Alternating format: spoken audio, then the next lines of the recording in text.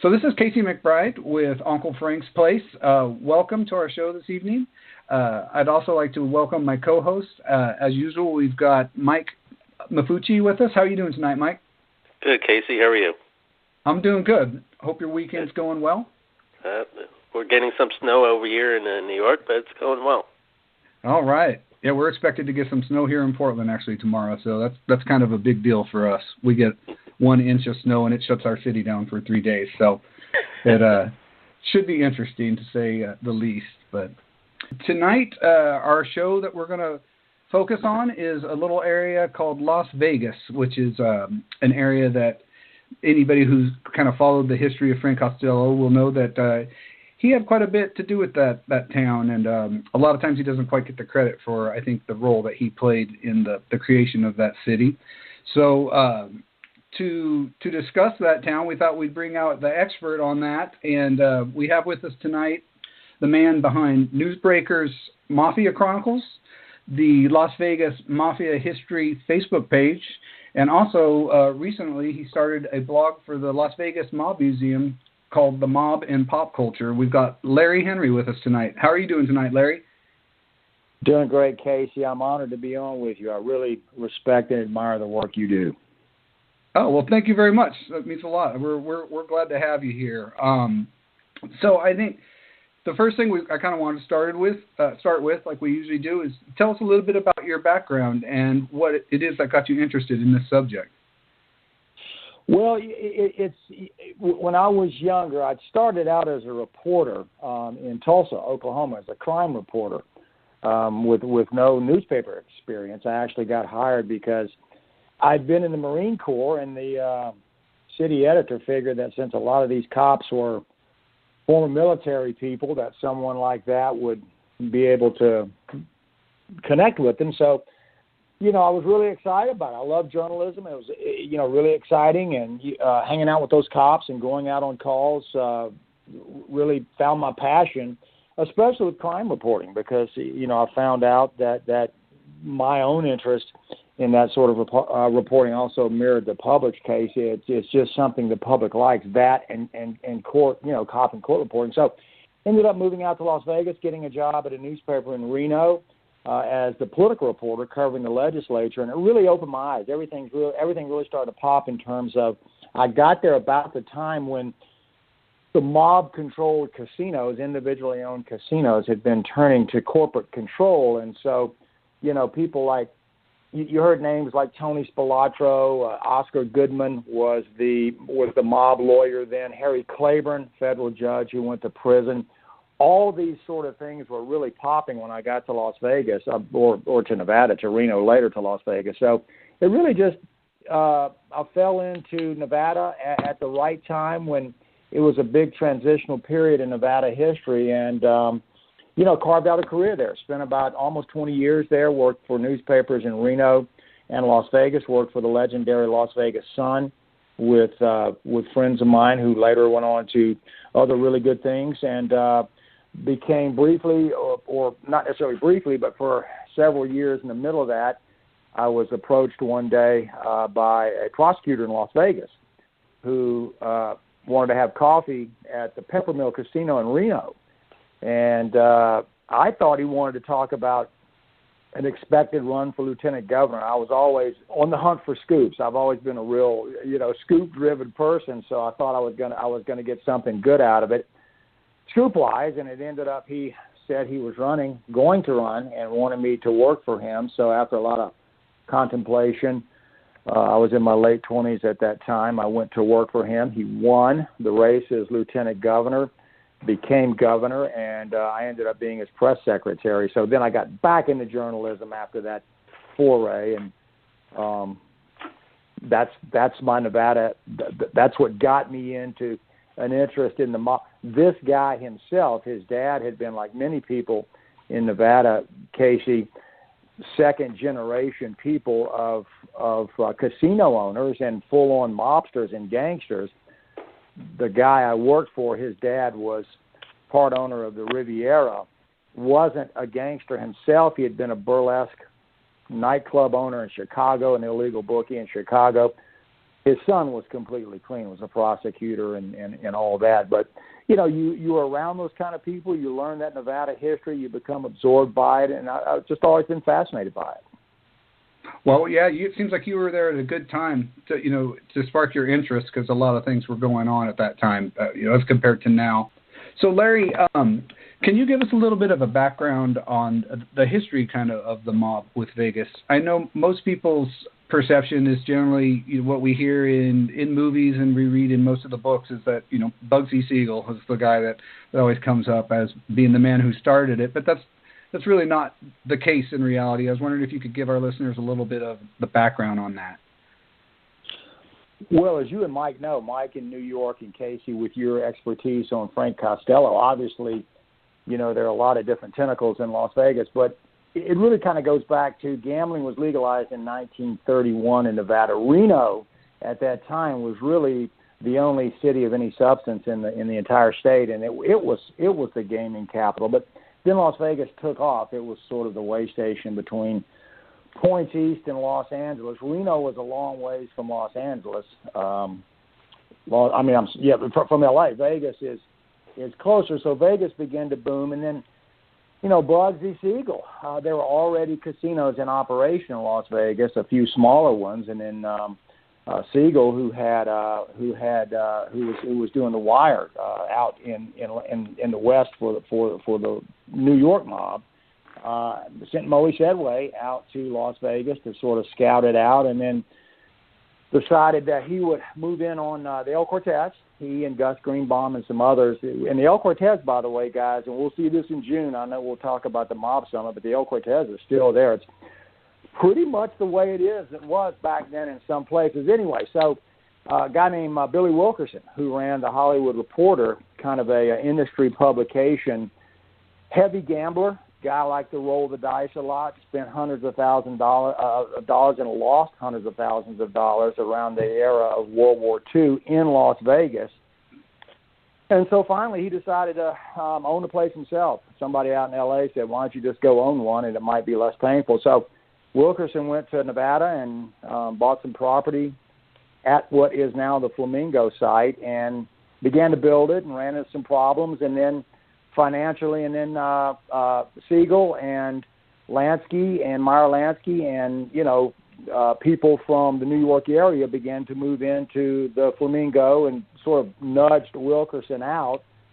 He went back to Los Angeles and I think even over to Europe, and then the rest sort of stems from there, Casey and Mike. It was, Siegel tried to make it go, opened it in December of right after the war, had to close it down because they lost money, opened it back up. Suspicions arose that he and his girlfriend, Virginia Hill, were skimming from the place. He was shot famously at her Beverly Hills home. A guy with a .30 caliber Army rifle shot him through the window of her home. Nine shots, I think 3 or 4 hit him. One actually even popped his right eyeball out. It rolled about 15 feet into a dining room, but it was no pun intended. It got off to a bang out that literally within 20 or 30 minutes, according to the Greenfelt Jungle, the book in the 60s by a couple of investigative reporters, literally about 20 minutes after he was shot, even before the public knew about it, Morris Rosen, Gus Greenbaum, and Moe Shedway went into the Flamingo and announced that they were in charge. And so, that sort of laid the groundwork for what became mob control of Las Vegas. Other casinos began to be built. It was very, very difficult to get traditional bank loans for construction of casinos in Las Vegas as it was being built up after World War II. So, everyone knows the story of the Teamsters loans and Jimmy Hoffa and the mob control of Hoffa and the Teamsters, which led to hidden interest. And Casey and Mike, that gets into the area that I know you guys are really interested in, as am I, which is Frank Costello's investment in places like the Tropicana. So that sort of is the early history. You go through the whole Teamsters ownership, and then as we talked, Casey and Mike, when we started out, in the 90s, corporate control sort of pushed FBI. Actually, federal investigations and state and local investigations, law enforcement investigations cracking down on the mob, corporate control of casinos and things like that ultimately drove the mob out. But that was sort of the 50-year history of how it all came together. Yeah, it's sure different now. When I met Gary Jenkins we actually met at the Trop, which he has kind of a history with that because he was part of the investigation that, they discovered there was a skim going on there.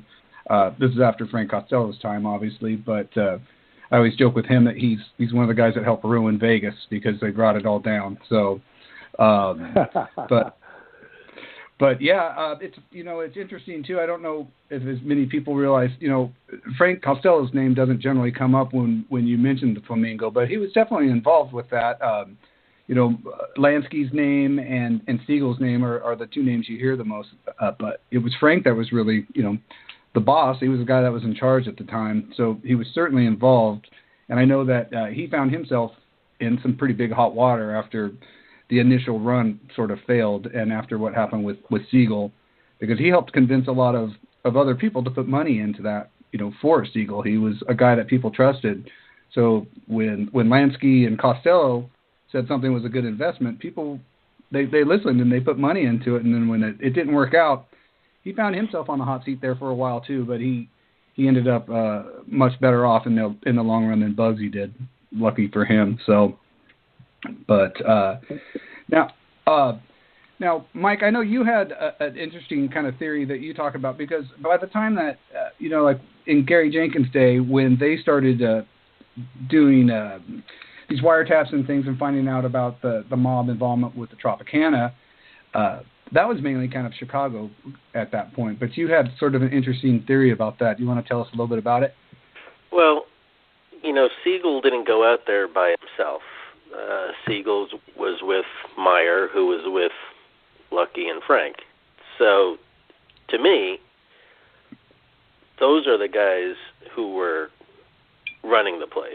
It wasn't Bugsy. It was Lucky and Frank, more than likely. So they had their foothold over there.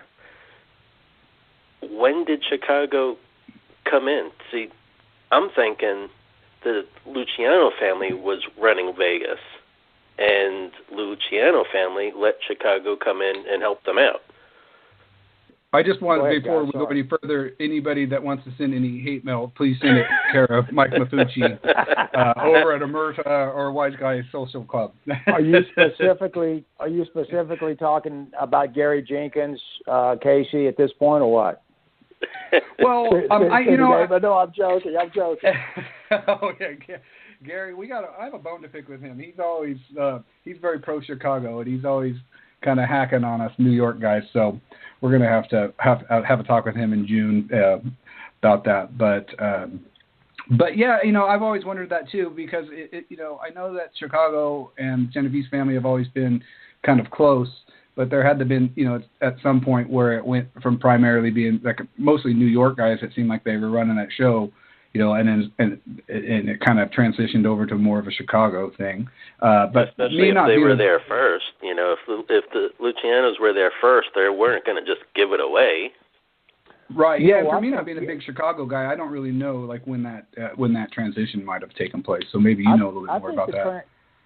I think the transition was probably the Teamster loans. I think Mike, you and Casey are absolutely right. And Casey, I know you've written beautifully about this. When Vincent Gigante shot at and hit but didn't kill Costello in '57, and you're the expert on this, Casey, and your post on this on your site is the go-to site to get this information. But there was a note in his pocket that showed the winnings from the first month of the Tropicana of its opening. I mean, it's like Mike said, the Genovese family sent out Siegel. That was the New York crowd that went out originally. I think, when you look at sort of the evolution, and Casey, you've interviewed Bill Friedman, who's just really, really gets Las Vegas.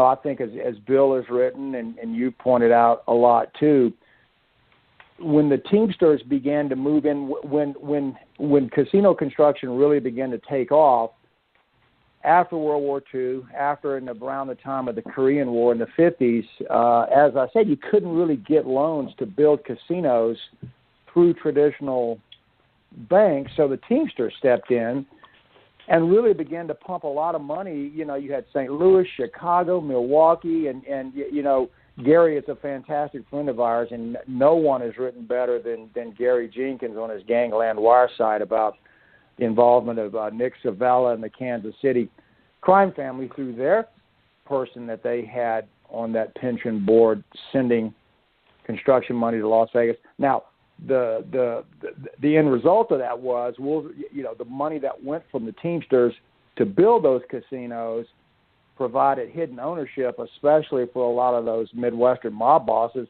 The skim came back that way. So I think that's where there was a transition that really pumped up that Midwestern mob crowd. And then you had in the 70s, you know, you had the dramatic situation where it became the stuff of legend with the book and the movie Casino, where Tony Spilotro was sent by the Chicago outfit, working under Joey Lombardo, and came to Las Vegas and, you know, really sort of changed the tenor of Las Vegas, really made it a lot more violent.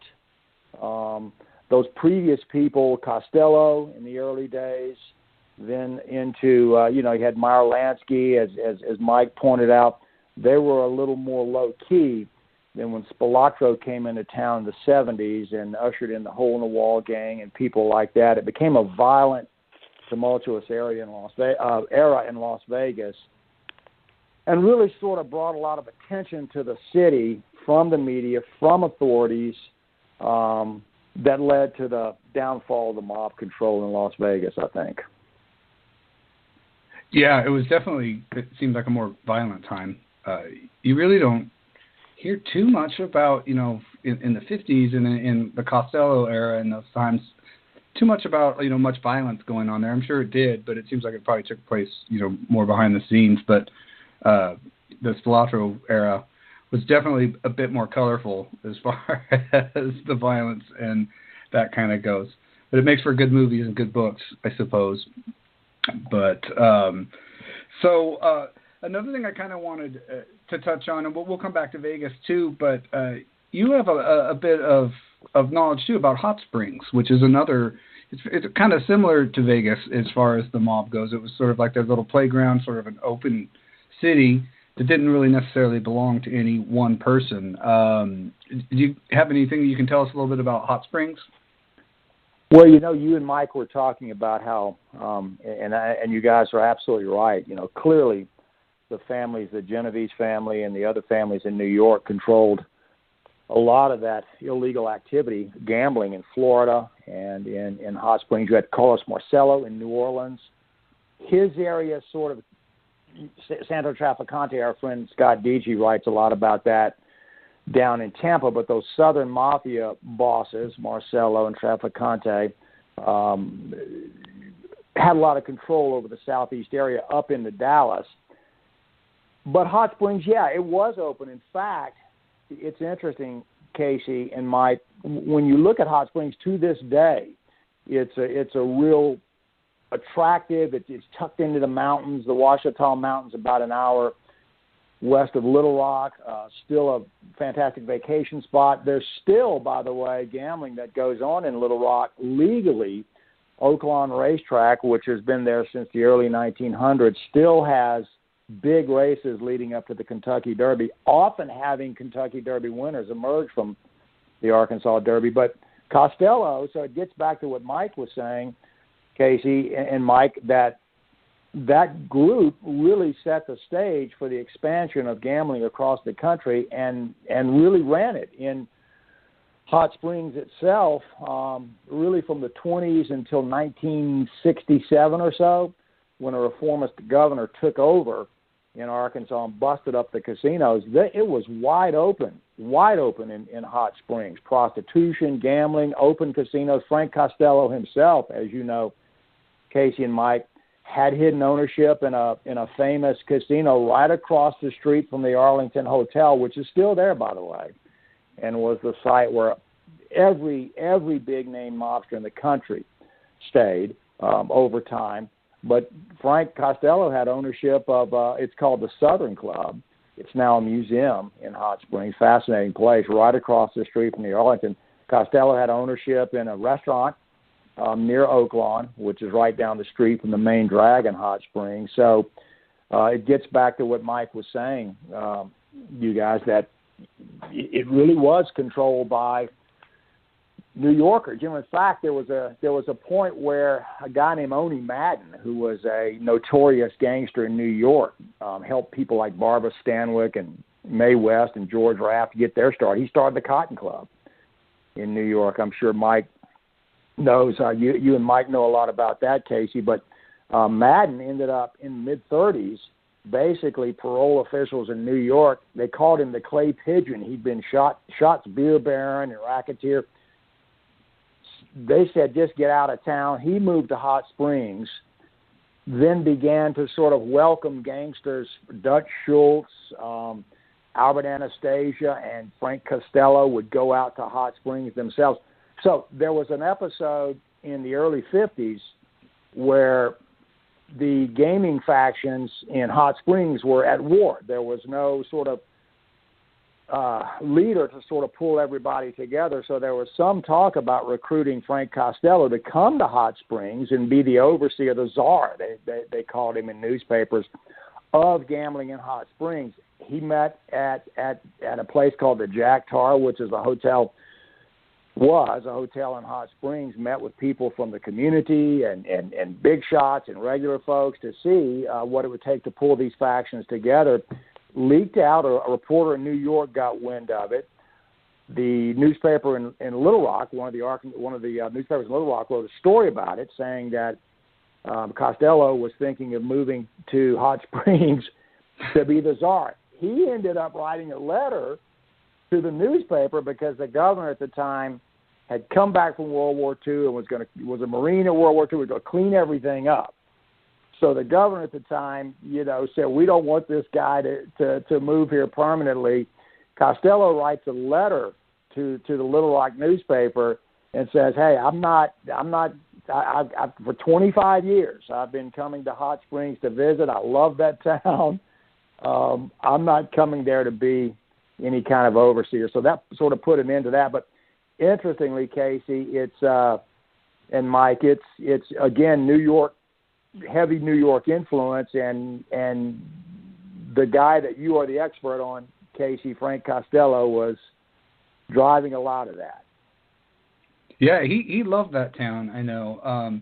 I know he said too of Oni Madden, who he was good friends with. That he said out of any gangster, mobster, whatever you want to call them, that he grew up with. That when Oni moved to Hot Springs and got married, he had the biggest transition that he'd ever seen in a mob guy. He went from being one of the toughest, most, notorious gangsters out there to being one of the, the nicest. It really turned his life around, actually. So I thought that was kind of an interesting little side note. And I know they remained friends, well into their old age. And Frank would continue to come to Hot Springs and visit with him, and they golfed and played cards, whatever those guys did. But, it's a fascinating town. It's on my bucket list. I'd like to go there and see all these little spots. And I know there's a museum there too, like a gangster museum I'd like to see. But I loved it was on one of your Newsbreaker articles that you did. And that's for people out there listening to, that's Newsbreaker with a Z, not an S. So it's newsbreaker.com, and Larry does a great column with them. But I love your little videos. You had a great video of Oaklawn that you put on there, and just some of the hotels and stuff like that you take the time to stop and video and put them up. It's neat to be able to see those places and not just read about them. So I love it when you do that. I hope you keep doing more of those. I appreciate it. It's funny, Oni Madden.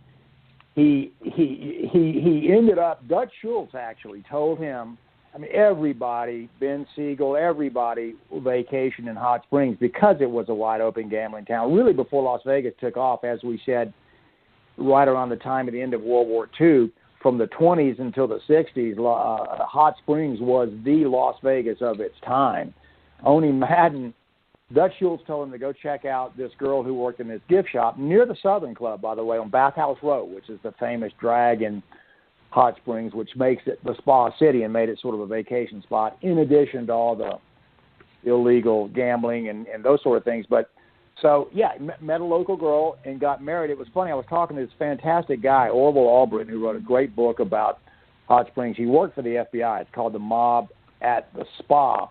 He was telling me when he was a boy, Casey, you're right, Madden sort of integrated into the community, that one day he saw Madden coming down the street. I don't remember whether it was the Y or Boys and Girls Club or something like that, but Albritton's organization needed some sports equipment. So Madden took care of it. He just said he seemed like a nice guy. He said everybody knew who he was, and there was sort of a, hey, he's that gangster. Yeah, there was sort of a cloud hanging over him somewhat, but still, he became a part of the community, just as those people in Las Vegas, especially those second-generation people, became upstanding citizens. So, yeah, a lot of that happened in Hot Springs, and then, to this day, you're right about that gangster museum. They too have become a real big tourist spot for a lot of the mob history, which is pretty typical of what's going on in the country, and with things like what you guys are doing with National Crime Syndicate and this podcast, and there's just a ton of interest that is really catching an entire new wave of people, I think. Yeah, it's true. I've only been into it for a few years, and it didn't take very long to meet so many people that are into this and doing different things. It's great. And kind of speaking of that, as far as doing things and mob museums, you're writing a blog now for the Las Vegas Mob Museum. Tell us a little bit about that and how that came to be. I'm really excited about it. It's when I worked at the Las Vegas Sun, I was political editor there, and the city editor, good friend of mine named Jeff Schumacher, we worked together at the Sun. Jeff became the content director at the Mob Museum and puts on these fantastic series of readings. I know you had Chris Cipollini on, Casey and Mike, and Chris did a reading at the Mob Museum, and just mob writers, and Jeff puts on these panel discussions that include people who were involved in different facets of the growth of Las Vegas. So they've just done a fantastic job. In fact, I think it's become sort of the hub of mob information, not just in Las Vegas, but also nationally. It's sort of the a go-to place for information. I agree. Yeah. It being a museum. Yeah. So I started that newsbreaker column. I just got that going just sort of by happenstance. The guy who runs that site, Brad Berkwood, one day, he and I just started direct messaging. I think he had seen something I had posted about the mob just on my Facebook page. He reached out. I don't remember exactly how it all came together, but we started talking over Facebook direct message about writing a column. And not long after that, Jeff got in touch with me from the Mob Museum. We've stayed in touch over the years, and he said it originally started with working on some long-form journalism for them from different cities, and then just recently, sort of in late summer, early fall, we began talking about doing more, and it led to this column, which is called The Mob and Pop Culture, which I'm extremely excited about. We're going to take a look at movies, books, journalism, things like that have really, it's all this stuff we're talking about, Casey and Mike. It's just the public interest in the mob is really driven by a lot of what popular culture is, like movies and books. So, yeah, I'm really excited about it. I appreciate you mentioning that. Yeah, it's going to be cool. And now that we have a guy on the inside, Mike and I are always complaining that Frank Costello's never in movies, so you're going to have to bring that up in one of your columns one time. If there's any Hollywood types out there listening, you put him in a movie for once. I don't know. It's my theory on it is that being that he wasn't kind of a bloodthirsty, violent guy, it's harder for Hollywood to deal with somebody like him. He's more of a complex kind of character. In mob movies and things like that, people want to, everything's F this, F that, and stabbing and shooting and beating everybody up. And he's he was kind of the opposite of that. So I think it's, it's harder to sell somebody like that to make a mob movie about. But I definitely, that's it'd be great a good point. Yeah, I mean, those guys in that generation who you don't see a lot about other than written things. You're right, Casey. Do you think it's because there wasn't all the heavy, as you say, bombing shootings and that? When a guy gets his right eye blown out and it shoots 15 yards across into the dining room, I guess that becomes instant movie material, right? That's right. True. Yeah, Bugsy was such a kind of a Hollywood type anyway. He was a good-looking, flashy guy. And, I'm sure in Hollywood there's probably just, hundreds and hundreds of stories that, people who are in the industry, too, have heard about him. So he's a good subject I can see to make in a movie. But, even in Bugsy, Frank Costello's not in that movie. He's not in Boardwalk Empire. He's not in almost every movie that you see. It'll have Lucky, they'll have Bugsy, and they'll have Meyer Lansky. But there's no Frank. And it's like he was the boss for longer than any of those guys, and he's not in there. So what's going on? Well, people? Decades before, and even his battles with Genevieve, getting shot at by the odd father himself. You know what's funny about it too is decades before The Sopranos, the Prime Minister was seeing a psychiatrist. So I think he's a fascinating story. It should be. I agree. There should be a movie. But guys, maybe we should drop what we're doing and write a screenplay and become millionaires. Absolutely. If it was that easy, I would have done it a long time ago. It's not that easy thing. Right. It's it's funny too what you say though. You bring up a good point about The Sopranos and Frank seeing the psychiatrist. There's tons of movies that have main mob characters that have traits that were Frank Costello's, like the psychiatrist, and then in The Godfather with the voice, and a lot of the stories. But they always put somebody else's name on it. The only time that there's a Frank Costello in a movie, it's Jack Nicholson. He's not even really Frank Costello, and now everybody thinks that character from The Departed is supposed to be Frank Costello, and I'm like, no. He was like the anti-Frank Costello. He's about as far away as you could get in a lot of ways, at least the way that he acted in public. So, but that stuff's interesting. That's what I liked about, like I talked with Christian about his comic book. It's an easier way to kind of put that into almost like a movie form, but you don't have to go through all the rigmarole of Hollywood and the big budgets, and it takes years to get anything done in that world. So, I see why there's probably not a movie out there. It's tough to do. But what do you got coming up, like in the future? What are your plans? Do you ever have a plan to do a book about anything, or what do you got? I do. On the horizon? I do. It's funny. I mean, all three of us, Mike and Casey, we all have jobs that are put food on the table and pay the mortgage while we're following our passions. One of the things that I'm working on, it's funny when you guys interviewed Christian Cipollini, he said something along the lines of, he's always working on things, and it was really funny. And Christian's a great guy. He's like Gary Jenkins in that he has a lot of, I really admire what Christian and Gary are doing, because they really are superb at having multiple platforms going and multiple things going at one time.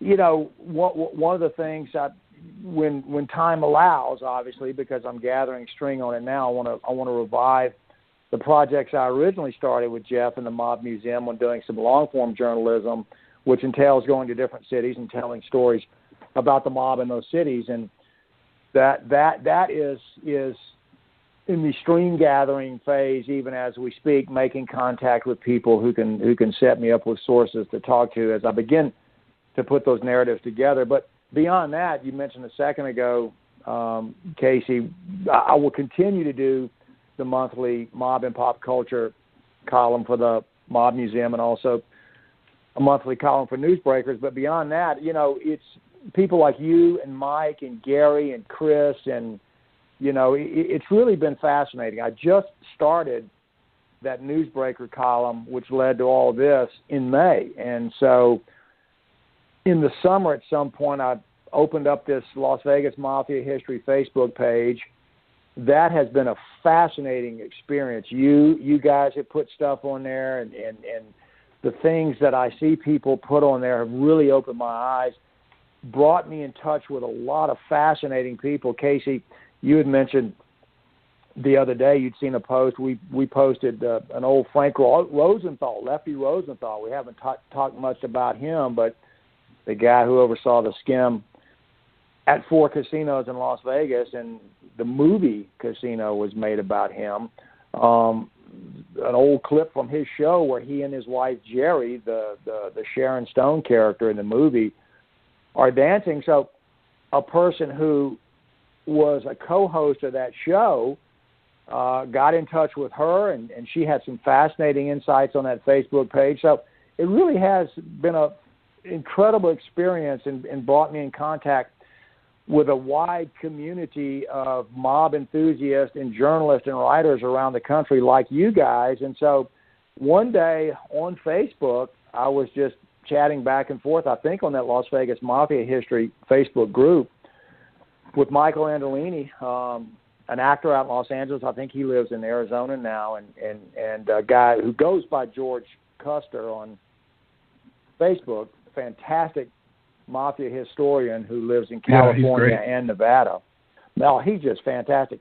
As it turns out, he uses that alias because somebody had hacked into his previous Facebook page. I worked with him at a newspaper in Reno years ago. Great guy. So the three of us, Mike and Casey, were just talking one day over Facebook about I'm going to Los Angeles in the summer, and we just said, let's get together for an adult beverage at some tavern in Los Angeles and just swap mob stories, the three of us. And so other people had seen those posts because it was on that page and said, hey, can let me in on it. Not let me in on it, but I'd like to join and all that. So it sort of crossed our minds that it would be fun to get a group of us together who are friends. We've all become friends on Facebook and other social media sites. I know when you and Mike were talking to Christian Cipollini, you'd mentioned that Christian's the only one you'd met in person. You saw him at the Mob Museum.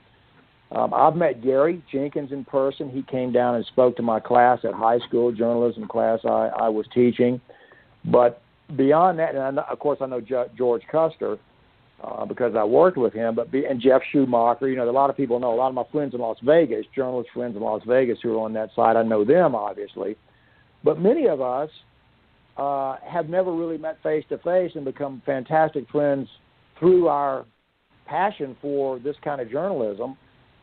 And so that evolved into, let's get together in Las Vegas and maybe turn it into an annual thing. And I think it was Michael Andolini who came up with, we sort of cobbled together the term Mob World Summit and just thought we'd have a meetup. And so that's where that is. So June 15 through 17 in Las Vegas, we're going to get together, and I just solidified and just have secured the contract. We're going to, on Saturday night, which is the 16th, we're going to have a reception at the Mob Museum, and a former Nevada governor and senator is going to be the guest of honor, and I'm working with Gary Jenkins and you, Casey, and others. I know you've reached out to Bill Friedman, and Gary Jenkins is working with us to put together some writers and journalists. So, just going out to Las Vegas and have a good time. And sharing stories and learning from one another, and I hope helping one another build things that could help us with our projects. Yeah, definitely. It's all about networking and meeting people. I'm really looking forward to it. I can't wait. And now hearing about this, I didn't even know about that part of it yet. So now it's even better. It's gonna be a lot of fun. And for anybody who hears this too, it's for mob enthusiasts. It's not like a private event. We're gonna try to hook up with people who are there. If you live in Las Vegas and you're interested in this and you want to come meet some other people who are interested in the same things, there's going to be more information that I'll be posting here at Frank's Place and also at the NCS, and you can find it at the Las Vegas Mafia history as well. So anybody who's hearing this, we'll keep you updated on how that's going and any new events that pop up. So I think it's a great idea, and I appreciate all the work you've been putting into it too. That can't be easy. That's a lot of effort that you're putting into this. So.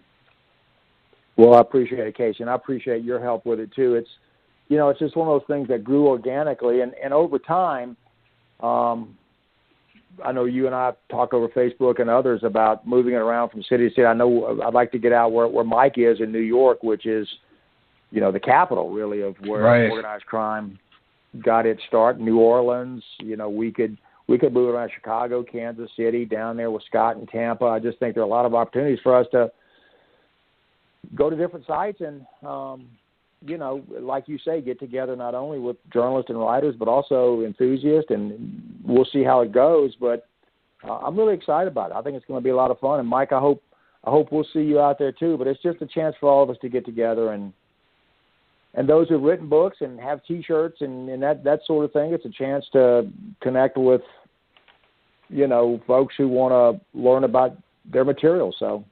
Wayne Klingman up in Milwaukee. There are just a lot of people involved in this, and I think we're going to have a lot of fun with it. That's going to be great. I can't wait. Hey, one thing I wanted to ask you, too, you're talking about, how we all have our jobs and we do this. You don't receive any flack for what you do for your job, do you? I'm not going to say. At my job? Yeah, because, I won't give away too much about what you do. I know what you do, but, has anybody ever said anything about your interest in this and the things you write about? That doesn't cause a problem for you, does it? No. I'm a principal at a school, and it's one of the top schools in the nation. And you're the headmaster. That's your mob nickname. The headmaster. The funny thing about it is, it's an evolution of my career as a journalist, because I was the managing editor at a CBS affiliate news station. Had moved from print to broadcast. Print sort of losing its audience and sort of so I got an opportunity several years ago to move into broadcast journalism. Jumped on that. And then got an opportunity to move to this school and began to teach journalism. And so that evolved as we opened more schools to my current position. No, everybody understands it's just journalism. It's right. It's another step in my career as a journalist. And so, as with universities, it's really a good thing that you're out doing work that is journalistic work that draws good attention to who you work for. So no, and everybody gets the mob story. Everybody gets and is fascinated by it. And so no, it's all good. It's all good, Casey. But I appreciate you asking about that, because it's just an evolution in my career as a journalist that I really enjoy. Probably helps keep the kids in line too, because they know that you. I'll make them an offer they can't refuse. No, but they're fascinated, because it is true, and I know Mike knows this, and I'd love to get Mike's perspective, but, I really do think one of the things I loved about working in Nevada, knowing a lot of these people, covering a lot of these stories, time has moved on, and one of the things I love about it is putting into perspective our own experiences. But there really is an entirely new generation, guys. Don't you think, Mike, that is now getting turned on to all these stories? Do you guys see that? I just see new generations who are really turned on to it. Yeah, mainly from the movies, but yeah, definitely. I think from the movies, yeah. But don't you think so too, Casey? I'm just reaching out to and I know you guys are too, to a whole new field of people who didn't really know a lot about all this. Yeah, I do. I think, too, one thing that you said about with Christian and Gary Jenkins, you touched on something. The way that they do it with all these different medias, through the computer, and with Gary's got this ebook that, takes you to the wiretap recordings if you want. There's all sorts of this technology out there that's going, and those two guys, I think, are really on the forefront of that right now, and it helps reach out to a lot of other people. I've learned most of this stuff through at work when I have a break on my phone, I just start looking stuff up, and I've met you two guys through that Christian, everybody that I've talked to, and now they're people that I've met, and they're kind of my friends now. It's all been through this new electronic media, and it's I think it's creating a whole new audience, like these groups that we're all part of and we all go into every day. How long has that been around? It's a pretty new thing, and look how fast it's just spreading, and there's new people in those groups every day. And you see a lot of the familiar names and people that have been at this for quite a while, and I really respect their knowledge. But every day I see somebody that's new that posts something like, hey, I'm new to this, I'm fascinated by it. Thanks for letting me in the group. I can't wait to learn more. And none of those groups are getting smaller. They grow daily. In my own group, the Frank Costello, Uncle Frank's Place on Facebook. When I started that, I thought I'd be lucky if I got 100 people. Now, there's over 5,000 people. It boggles my mind. And I don't do anything to try to get it out. All I do is post stuff, and every once in a while I'll share it at NCS and stuff, and that just all happens on its own. So it's like nothing I've seen. We both participate. It's incredible. We both participate with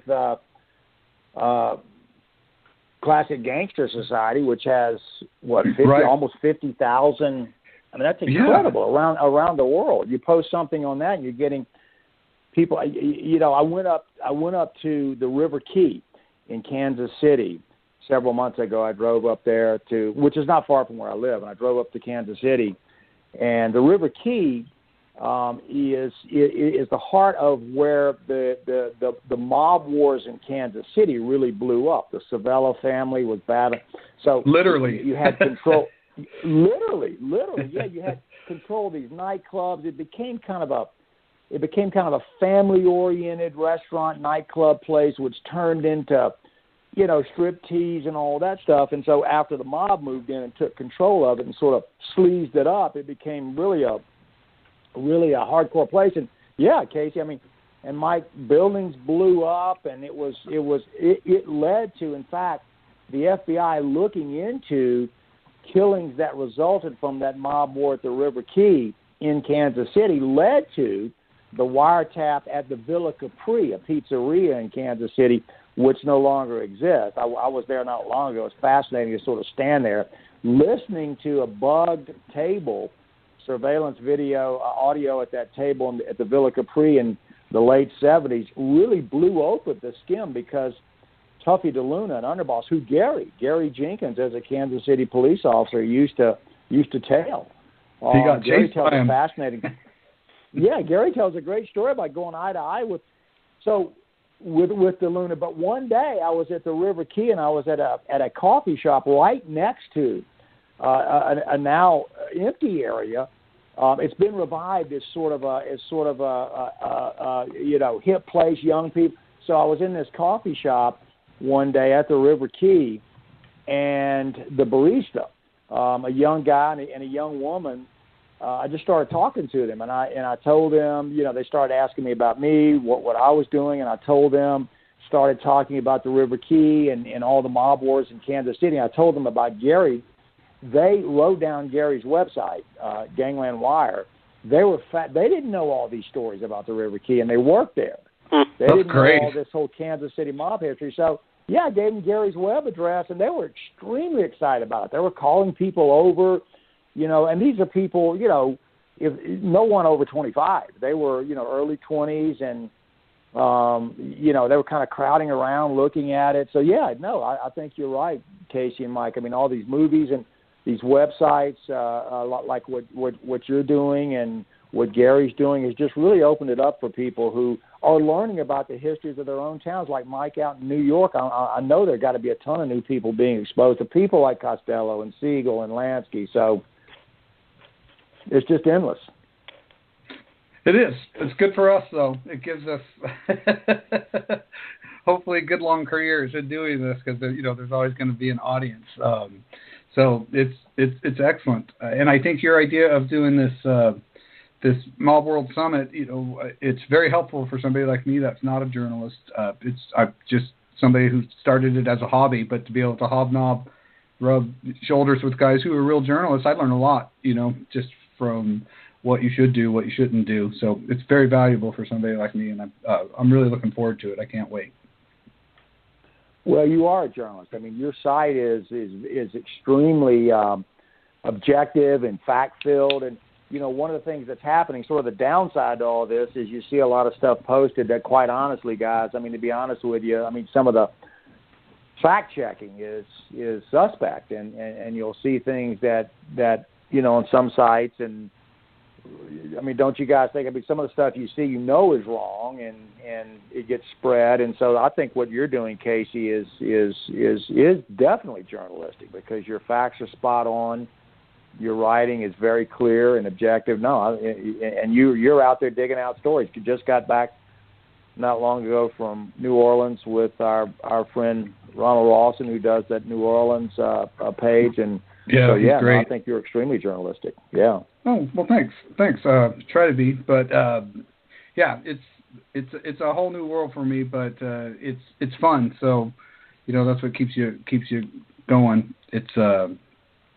It definitely ended up being much bigger in my life than I thought it was going to be. Like I said, it started as a lark, and now it's websites, and I'm interviewing people like you, and so it's great. It's been a fun, natural progression. But well, what do people think where you and Mike work? What if Mike? I know. What do people think where you guys work that you're passionate about the mob history?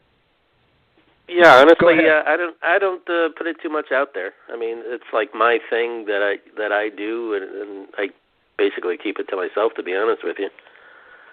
What do people think where you work? When I started, I've worked there for a long time. So when I first got into this, they've seen the progression of me coming into work with a book on Frank Costello to now this, and I think they're as surprised as I am, actually. But they've become interested in it too, just through what I've been doing. So they're none of them knew who Frank Costello or Lucky Luciano, all those guys were. And now we talk about this at work all the time. So I think it gives them something new to talk about, except the same old stuff every day. So my wife's been real understanding about it. I think she keeps waiting for the space to pass, but she's starting to get an inkling like maybe he's going to keep doing this. So, but she lets me go on these trips to Vegas and New Orleans and New York. So she's been real supportive about it. It's been great. So I don't see it stopping anytime in the future. But gentlemen, we are almost out of time here. So before we go, I would just like to, Larry, have you be able to plug some of your sites and some of the things you're doing. So why don't you tell our listeners once again, all of your different columns and things. Mafia Chronicles on newsbreaker.com, NEWZ, BREAKER, and the Mob Museum website. I'm writing the Mob in Pop Culture, a monthly column for the Mob Museum in Las Vegas. And then please, as Casey said a moment ago, plan on going to Las Vegas. It's Father's Day is that 17th. It'd be a great Father's Day trip. We're going to have a great time. We're solidifying some details that I'll post on different sites, and I know Casey will too. And Mike and Casey, I'll see you guys June 15th through the 17th at the first ever Mob World Summit in Las Vegas. It's going to be excellent. And Mike, why don't you tell everybody too some of the things you're doing? Forgot to plug that at the beginning, but why don't you tell everybody the groups that you are adminning in now? I admin in Wise Guy Social Club, Omerta Social Club, and Scarpa Social Club, along with Uncle French Place. That's right. He's like a roach. Can't get rid of me. No, those are great. I love that Wise Guy site, by the way. I'm sorry to cut you off, Casey. Oh, no, that's fine. It is. It's a good one. I think everybody really likes that one quite a bit. Yeah, and I wanted to plug real quick, too. You're saying the Classic Gangster Society, Gar O'Brien, give a shout-out to him. He's always been great. Great guy. He runs a great ship over there. And then for everybody, check out Uncle Frank's Place on Facebook and frankcostellohistory.com, which we got going. And I also just wanted to mention that April 1st on the Reels Network, The Shocking Truth, they're going to be running a new episode on The Godfather and the similarities between Frank Costello and the actual Godfather movie. And with a little luck, hopefully I won't get cut out of it and I'll actually be in that episode. So fingers are crossed. We'll see how that goes. But plan on April 1st and set your recorders to record that show. And hopefully it's going to be a good one. That'll be great. It will be great. Yeah, so with that, we just want to bid everybody good night. And I want to thank both of you guys for doing this again and spending your Saturday night with us. It was fun. I'm looking forward to talking to you in June more, Larry. I'm honored to have been on with you guys tonight. It was a pleasure. Mike and Casey and I will see you guys in June in Las Vegas. Sounds good, you guys. You guys have a great rest of your weekend, and we'll all talk soon.